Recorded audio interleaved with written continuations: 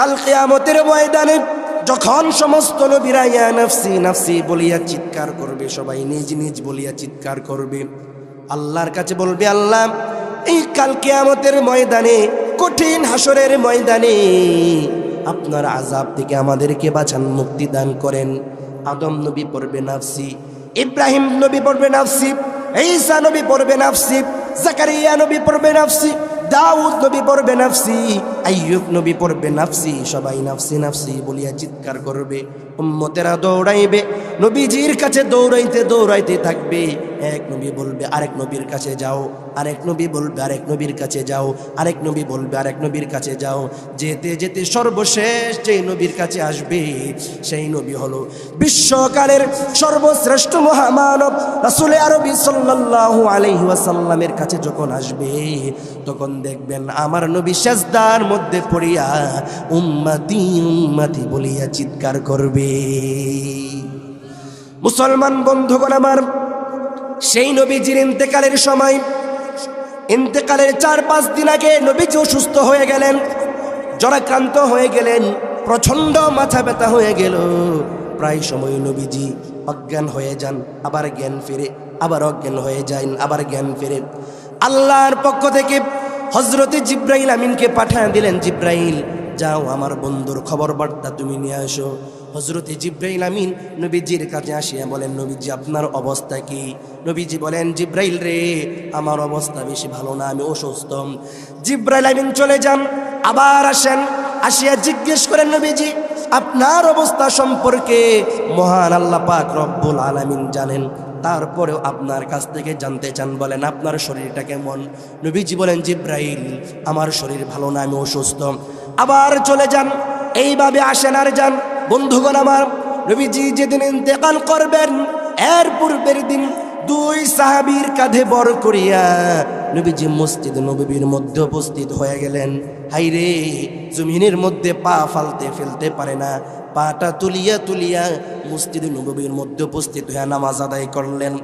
নামাজ শেষে নবীজি ভাষণ দিলেন, ও আমার সাহাবীরা, মহান আল্লাহ রব্বুল আলামিন এই পৃথিবীর মধ্যে তার একজন বান্দাকে তাম পৃথিবীর জাগতিক জ্ঞান, জাগতিক সব কিছু, অর্থ সম্পদ সব কিছু দিতে চেয়েছিলেন, কিন্তু সেই বান্দাটা গ্রহণ না করিয়া, দুনিয়ার কিছু গ্রহণ না করিয়া মহান আল্লাহ রব্বুল আলামিনের দিদারের অপেক্ষা করেন।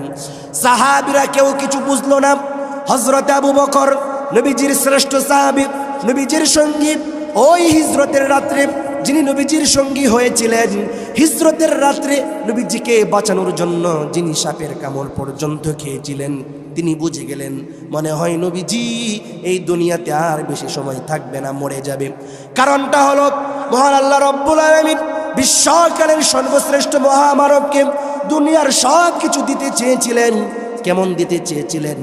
নবীজিকে আল্লাহ তাআলা অফার করেছিলেন, নবীজি আপনি যদি ধন সম্পদ চান তাহলে একবার বলেন উহুদ পাহাড়কে আপনার জন্য স্বর্ণের পাহাড় বানায়া দিব। কিন্তু নবীজি তা গ্রহণ করলেন না। আবু বকর বুঝে গেলেন মনে হয় নবীজি আর বেশি দিন বাঁচবেন না, ইন্তেকাল করবেন। মুসলমান ভাইরে আমার, পরের দিন নবীজি অজ্ঞান হয়ে গেলেন। নির্দিষ্ট সময়ে হযরতে বেলাল রাদিয়াল্লাহু তাআলা আনহু মসজিদে নববীর মধ্যে আজান দিলেন। দলে দলে সাহাবীরা মসজিদে নববীর মধ্যে উপস্থিত হয়ে গেল, কিন্তু নবীজি মসজিদে নববীর মধ্যে আসে না। নবীজি অজ্ঞান হইয়া বিছানার মধ্যে শুয়ে আছেন। মুসলমান বন্ধুরে আমার, অতঃপর সাহাবীরা নবীজির অপেক্ষা করতে করতে নির্দিষ্ট সময়ে জামাত কায়েম করলেন হযরত আবু বকরের নেতৃত্বে। নবীজির ঘুম ভেঙে গেল, চোখটা খুলে গেল।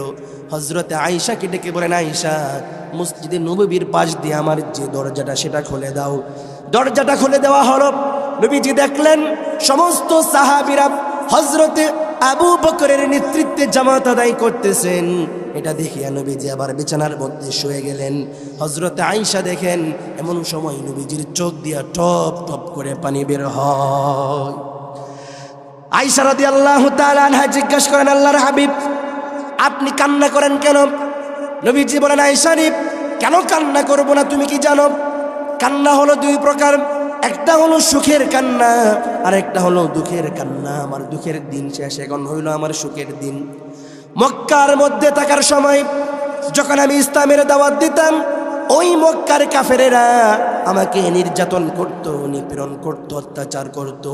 কেমন নির্যাতন করত রে! একদিন কাবা চত্বরে আল্লাহর হাবিব নামাজের জন্য দাঁড়ায় গেলেন, যে মাত্র সেজদায় গেলেন আবু জাহেল ডাক দিয়া বলে, কে এমন আছো গো যে মুহাম্মাদের ঘাড়ের উপরে উটের পচা নারী বুড়ি ফেলে দিতে পারবে?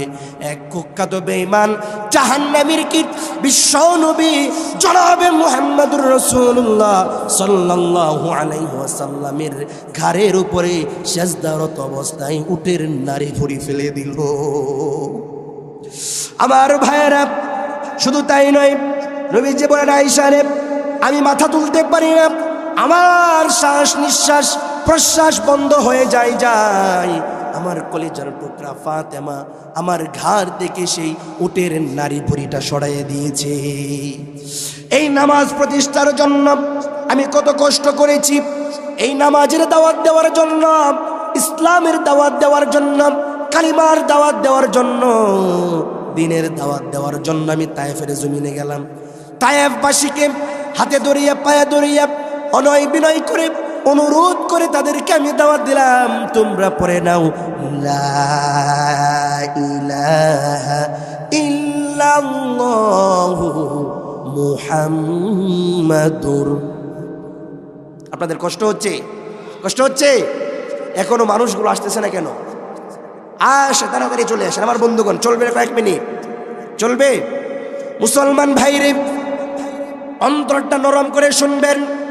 কেমন নবী পেয়েছিলাম আর আমরা কেমন নবী হইলাম। নবীজির আলোচনা যদি সারা রাত করি রে ভাই, সারা রাত চলে যাবে, আলোচনা শেষ হবে। আল্লাহর হাবিবের আলোচনা যেই জমিনে হবে, সেই জমিনে আল্লাহর পক্ষ থেকে রহমত সাকিনা নাজিল হয়ে যাবে। মুসলমান বন্ধুরে, বিশ্ব নবী তায়েফের ময়দানে গেলেন কালিমার দাওয়াত দেওয়ার জন্য, ইসলামের দাওয়াত দেওয়ার জন্য গেলেন। তায়েফবাসীরা ইসলাম ধর্ম কবুল করে নাই। নবীজি বলেন, তায়েফবাসীরা, মক্কাবাসীর কাছে তোমরা আবার এই খবর পৌঁছায় দিও না, আমি তোমাদের কাছে এসেছিলাম। তারা তো মক্কাবাসীর কাছে এই খবর প্রেরণ করলই। নবীজিকে যখন তায়েফ থেকে বের করে দেয়, এক রাস্তা ছিল দুই পাহাড়ের মাঝে, ছোট ছোট বাচ্চাদেরকে, যুবকদেরকে লিলিয়ে দেওয়া হইল। এই যে ব্যক্তি আসলো তায়েফের জমিনে, সে হইল একটা পাগল। এই পাগলকে তোমরা পাথর মারিয়া, এই পাগলকে তোমরা আঘাত করিয়া তায়েফ থেকে দূর করিয়া দাও, বের করে দাও। আমার ভাইয়েরা, নবীজি রাস্তা দিয়ে হাঁটেন, দুই পাহাড়ের চূড়া থেকে ওই যুবক নৌজওয়ান সে ছেলে ফেলেরা নবীজির উপরে ঢিল মারে, পাথরের ঢিল। পাথরের ঢিল সহ্য করা যায় বন্ধুগণ আমার? মাটি দিয়ে যদি ঢিল দেওয়া যায় সেটা সহ্য করা যায়, ইট দিয়েও যদি ঢিল দেওয়া হয় সেটা সহ্য করা যায়, কিন্তু ছোট ছোট পাথর দিয়ে যদি আঘাত ঢিল দেওয়া হয় সেটা সহ্য করা যায়নি। নবীজির শরীরটা রক্তে রঞ্জিত হয়ে গেল, নবীজির শরীরটা ক্ষত বিক্ষত হয়ে গেল। নবীজি বলেন, আমি পড়ে গেলাম তায়েফের জমিনে, চলতে পারি না, কাফেরদের আঘাতে নির্যাতনে আমি আর চলতে পারি না। কিন্তু কয়েকজন যুবক নৌজওয়ান আমাকে জোর করে ধরে ধার করাইল। দাঁড় করানোর পরে আমাকে জোর করিয়া রাস্তা দিয়ে হাঁটাই আর পাথর মারে। নাউজুবিল্লাহ পড়েন। জোর করিয়া টানে হিসে আর পাথর মারে। নবীজি বলেন, আমি আবার পড়ে গেলাম, আবারও আমি চলতে পারি না, আমি উঠতে পারি না, বসতে পারি না, আমি দাঁড়াইতেই পারি না। ওই কাফের বেঈমানেরা আবার আমাকে জোর করে ধরিয়া, আবার দাঁড় করাইয়া জোর করিয়া টানে হিসড়ে ওই রাস্তা দিয়ে নিয়ে যাই, আর কাফের বেঈমানেরা আমার উপরে আঘাত করে। এইভাবে দুইবার তিনবার করার পরে আমি বিশ্ব নবী ওই তায়েফের জমিনে অজ্ঞান হইয়া পড়ে গেলাম। আমার ভাইরে, সঙ্গে সঙ্গে মহান আল্লাহ রব্বুল আলামিনের আরশটা কেঁপে উঠল। মহান আল্লাহ রব্বুল আলামিনের শ্রেষ্ঠ নবী হযরত মূসা আলাইহিস সালাম আল্লাহকে দেখতে চেয়েছিলেন। আল্লাহ বললেন, মূসা, তুমি যদি আমাকে দেখতে চাও তাহলে তার আগে তুমি আমার নূরের ঝলকানিটা সহ্য করো। মহান আল্লাহ রব্বুল আলামিনের চেহারা থেকে শুধু নূরের পর্দাটা সরিয়ে দেওয়া হইল। এত তেজ, এত পাওয়ার সেই নূরের, এই নূরের পাওয়ারে তুর পর্বত পর্যন্ত জ্বলে পড়ে শেষ হয়ে গেল। কোন নবীজি আল্লাহকে দেখতে পারে নাই, আল্লাহর কাছে যেতে পারে নাই। আমাদের নবীকে মহান আল্লাহ রব্বুল আলামিন কতটুকু ভালোবাসেন, আমাদের নবীকে দেখার জন্য, কথা বলার জন্য স্বয়ং আল্লাহ রব্বুল আলামিন আরশে আজিমে নবীজিকে নিয়ে গিয়েছেন। সুবহানাল্লাহ পড়েন। সেই নবী রক্তাক্ত হয়ে জমিনের মধ্যে অজ্ঞান অবস্থায় পড়ে রয়েছে। আল্লাহর আরশ কেঁপে উঠল। আরশের মধ্যে ফেরেশতারা কান্না শুরু করে দিল। মহান আল্লাহ রব্বুল আলামিন হযরতে জিব্রাইলকে পাঠাইলেন, তাড়াতাড়ি যাও আমার নবীজির কাছে যাও। জিব্রাইল আমিন সমস্ত ডানা ছেড়ে দিয়ে নবীজির কাছে আসলেন।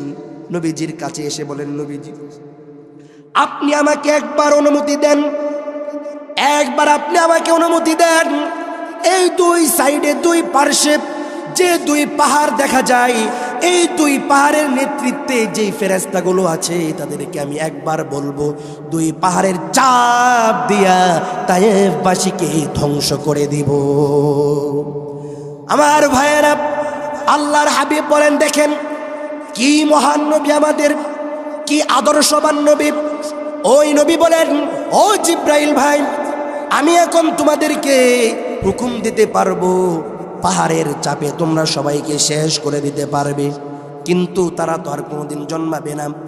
এই তায়েফবাসীরা বুঝে নাই, তারা ভুল বুঝেছে, তারা আমাকে চিনে নাই, এই কারণে তারা ঈমান আনে নাই। তারা যদি আমাকে বুঝতো, তারা যদি আমাকে ভুল না বুঝতো, অবশ্যই তারা কালিমা পড়তো। হয়তো তারা বোঝে না, এই কারণে আমার উপরে ঢিল মেরেছে, আঘাত করেছে, আমাকে রক্তাক্ত করিয়া জমিনের মধ্যে ফেলে দিয়েছে।